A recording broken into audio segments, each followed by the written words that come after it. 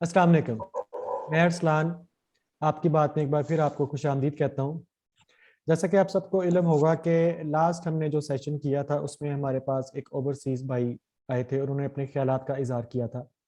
आज हम उनकी बातों के ऊपर ही डिस्कशन करेंगे और थोड़ा सा समझने की कोशिश करेंगे कि सिचुएशन क्या है और क्या बाहर जाना ज़रूरी है और उनको वहाँ पे कौन कौन से जो मसाइल दरपेश आ रहे हैं, क्या वर्थफुल है अपनी घर को छोड़ के किसी और जगह जाके जॉब करना।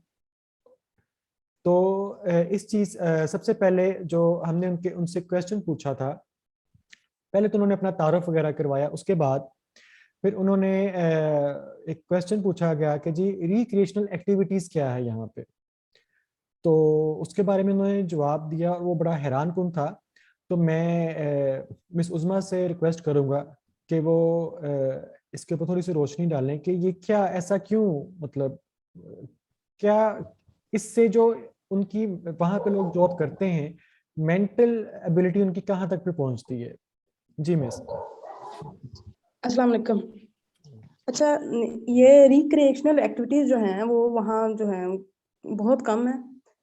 तो ये जो है ना एक्टिविटीज़ जो हैं वो फिज़िकल और मेंटल हेल्थ के लिए बहुत ज़रूरी होती हैं।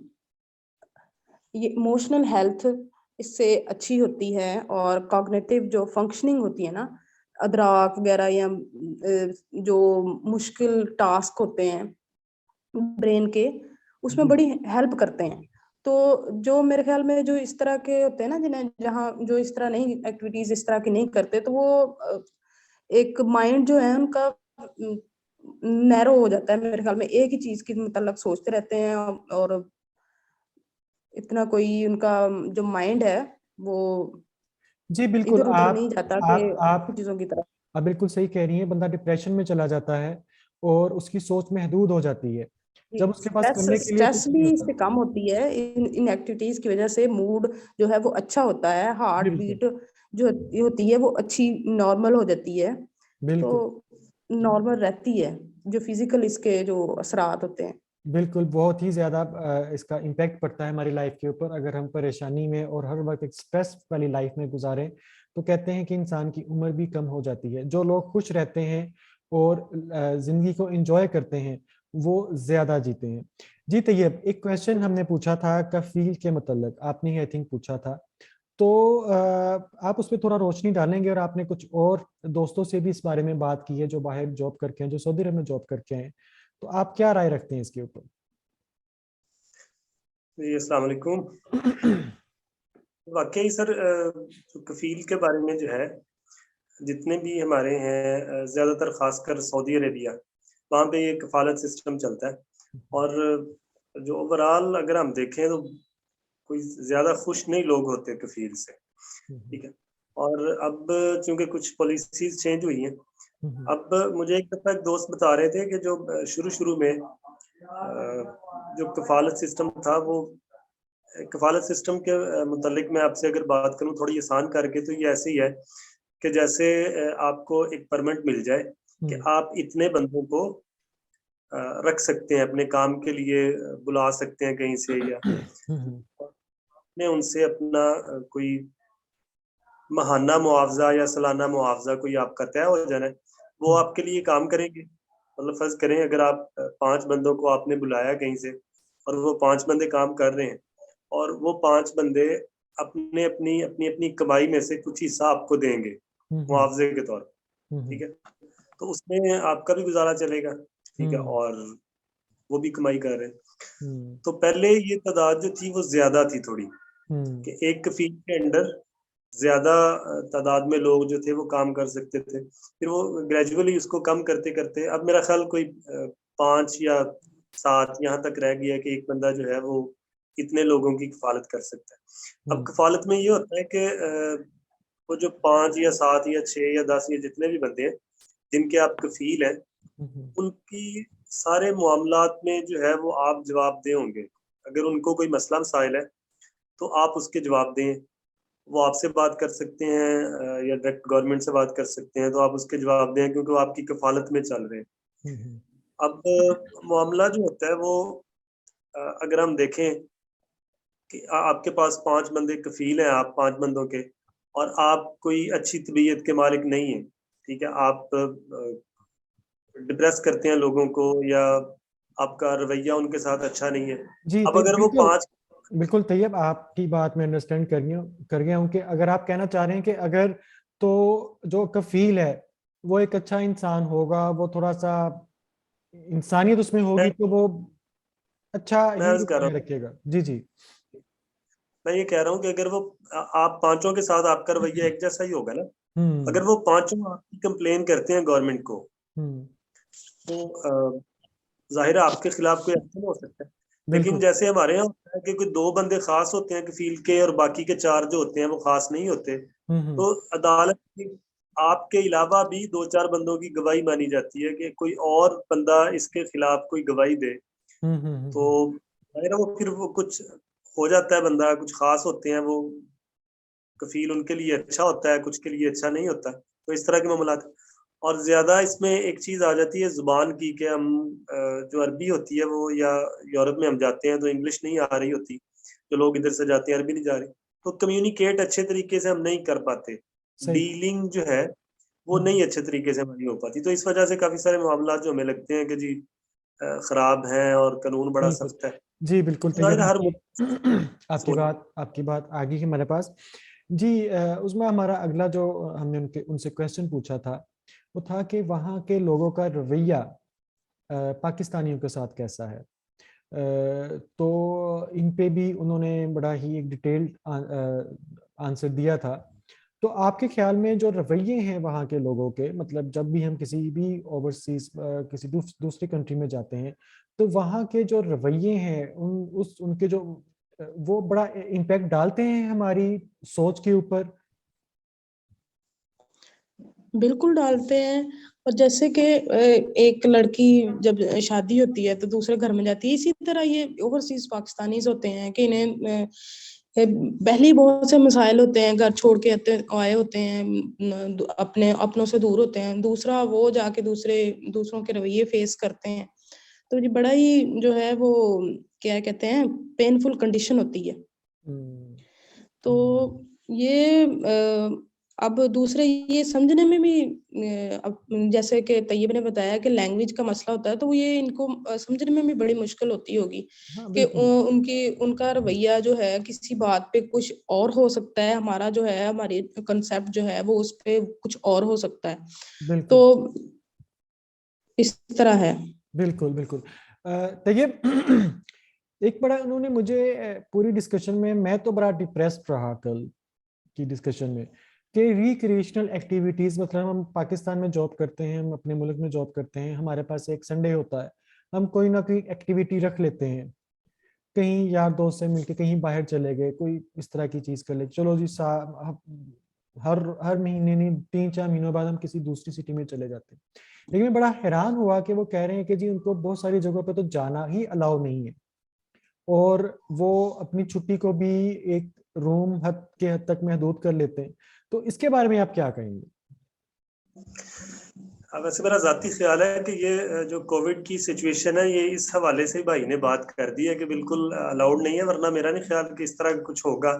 या हो सकता है जिस कंपनी में ये मेरा ख्याल पता है जी, कुछ आज़ाद वीजे होते हैं, कुछ कंपनी बेस्ड वीजे होते हैं। तो जो आज़ाद वीजा है उसमें तो मूवमेंट के पे पाबंदी नहीं होती कोई, कि आपने इधर नहीं जाना इधर जाना, क्योंकि वो तो आज़ाद है, फील के साथ उनकी कोई डील जो हो जाती है, फिर वो जहाँ मर्जी काम कर सकते हैं। और वर्क परमिट का कुछ होता है कि वो थोड़ा लीगल या इलीगल, कि आपके पास वर्क परमिट कोई और है, आप कर कुछ और रहे हैं, तो वो कफील की फिर जिम्मेदारी हो जाती है कि वो कैसे डील करता है। और कंपनी जो होती है उसमें मेरा ख्याल हो सकता है इस तरह का मामला कि आपने जिस जगह पे आपको कंपनी रखा है जॉब पे, वहां से आपने सीधा आना है घर, और आने जाने पे कुछ हो सकता है रिस्ट्रिक्शन। और या फिर ये कोविड के बारे में, वरना मेरा नहीं ख्याल कि इस तरह की कोई सूरत हाल ही है, तो फिर कैद वाली या जेल वाली सूरत हाल भाई ने बता दी है कि बिल्कुल आप आ गए हैं, और आपने सही। बिल्कुल थोड़ा बिल्कुल। सा मैं बड़ा डिप्रेस्ड हुआ ये सारी उनकी ये बातें सुन के। उसमें जो एक आम तासुर पाया जाता है कि जब कोई भी बाहर चला जाता है फैमिली का मेंबर, तो उसको पीछे से बड़ा फोर्स किया जाता है, हमें ये चाहिए, मैं ये चाहिए। वो ये चीज़ नहीं देखते कि वो वहाँ पे किन हालात में होगा और किन हालात में गुजारा कर रहा होगा। लेकिन फिर भी मोस्ट कुछ लोग तो करते हैं, पूरा कर देते हैं उनकी फरमाइशें कैसे भी। तो आपके ख्याल में जो फैमिली का पीछे से सपोर्ट होना चाहिए, क्या हम लोग वैसे सपोर्ट कर पाते हैं? बिल्कुल नहीं सपोर्ट करते। दूसरा, ये अपना खुद भी नहीं अपने आप को सपोर्ट करते। वो इस क्या है कंसेप्ट में आ जाते हैं कि मैं बाहर आ गया हूँ, मुझ पे पैसे इन्होंने लगाए हुए हैं, अब मैंने इनकी ख्वाहिशें पूरी करनी है या मैंने इनका जो भी जरूरतें वो पूरी करनी है। वो इनको एहसास दिलाए, गाहे बगाहे बताए, अपनी मुश्किलात बताता जाए कि मैं ये हूँ, मैं इस कंडीशन से गुजर रहा हूँ, यहाँ ये नहीं होता, यहाँ वो नहीं होता, यहाँ मैंने इस तरह, यानी कि ये खुद भी बताते ही नहीं है कि मैं वो ये बढ़ चढ़ के बता रहे होते हैं ना कि बाहर गया हूँ, अपने दोस्तों से बढ़ चढ़ के बता रहे होते हैं कि ये वो। तो वो समझते हैं शायद ये बड़े इसके ठाठ बाट है। तो वो ठाठ वही होते हैं कि एसी में चले जाते हैं, ये यही होते हैं। वरना क्या है, इनकी हेल्थ जो है वो रिस्क पे होती है, ये सारा कुछ। तो सारे अपने लोगों से दूर होते हैं। इनको खुद चाहिए कि खुद जो है इस चीज को समझें कि हमने खुद बताना है अपने घर वालों को, ये मेरी मुश्किलात हैं, इस तरह मैंने पैसे भेजे हैं। तो हम्म, ये खुद ही करेंगे तो फिर ही कुछ होगा इनका। बिल्कुल, आपने बिल्कुल सही कहा। असल में मैं तो एक बात है वो ऐड करूंगा कि ज्यादातर जो होता है इस तरह कि माँ का जेवर बेच के या कोई मकान जो था पीछे वो बेच के तो बच्चे को बाहर भेजा होता है। बिल्कुल। तो वो जो है अब उससे ये एक्सपेक्ट नहीं आप कर सकते कि वो उधर जाके आपको ये कहे कि मैं तो आप बड़ा तंग बेटा है। ठीक है, इस वजह से काफी परेशानी इनको बेचारों को देखनी पड़ती है। और कुछ ये जैसे उस्मा ने बात की है कि ये अपना थोड़ा प्राइड के लिए भी बताते हैं कि बिल्कुल। असीं थे यश, और तो उस वजह से बिल्कुल। फिर वो बता नहीं सकते कि मरे ही पे हैं। बिल्कुल या वो आपने पंजाबी बात हो जाती है कि रोलते गए हैं पर चास बड़ी आई है। उस तरह की भी कुछ हो सकती है। बिल्कुल। मैं एक तो ओवरसीज फ्रेंड्स हैं, उनसे बात हो रही थी। वो कहते हैं यहाँ पे जो वो पाकिस्तानी कम्युनिटी की बात कर रहे थे, वो कहते हैं यहाँ पे बड़े ही वो शोधों की तरह रहते हैं। मतलब बड़े ही घुट के और बहुत ही मतलब एक ना अजीब से तरीके से वो अपनी जिंदगी गुजारते हैं। लेकिन जब वो अपने मुल्क पाकिस्तान वापस आते हैं तो वो फिर गिफ्ट्स लेके आते हैं, और यहाँ पे फिर डॉलर्स को जब कन्वर्ट करके यहाँ पे वो परचेजिंग करते हैं, तो फिर हम कहते हैं यार वाह, इनके तो ठाठ हैं। लेकिन डेफिनेटली दूसरे मुल्क में जाके रहना और बड़ा एक मुश्किल काम है। तो ये जो वहाँ पे चेंजेस आ रही हैं, जो सऊदी गवर्नमेंट अब चेंजेस कर रही है अपनी, इसके ऊपर भी हमने उनसे बात की थी और उनसे पूछा कि कोई यानी पॉजिटिव पॉइंट्स के। ओवर डिस्कशन तो बड़ी डिप्रेसिंग मुझे लगी। तो आपके आखिरी कोई ख्यालात इस बारे में? नहीं, मेरा ख्याल जी सूरत हाल कुछ बेहतर हो जाएगी अब, अगर जिस तरह के चेंजेस आ रहे हैं। मेरा नहीं ख्याल कि अब जाहिर है वो थोड़ा डेवलप कर रहे हैं और रिक्रिएशनल एक्टिविटीज, सिनेमा की इजाजत हो गई है। और इस तरह का पिछले दिनों सलमान खान गया हुआ था उधर, कंसर्ट हो रहे हैं, म्यूजिक वगैरह। तो अब कुछ मेरा ख्याल है कि थोड़ी सी उसमें तब्दीली आ रही है, लाइटर मूड कुछ हो जाएगा। लेकिन बात फिर आ जाएगी कैपेसिटी की कि आप जो एंटरटेनमेंट है वो आप अफोर्ड कर सकते हैं या नहीं कर सकते। बिल्कुल। आपकी अफोर्डेबिलिटी बात आएगी।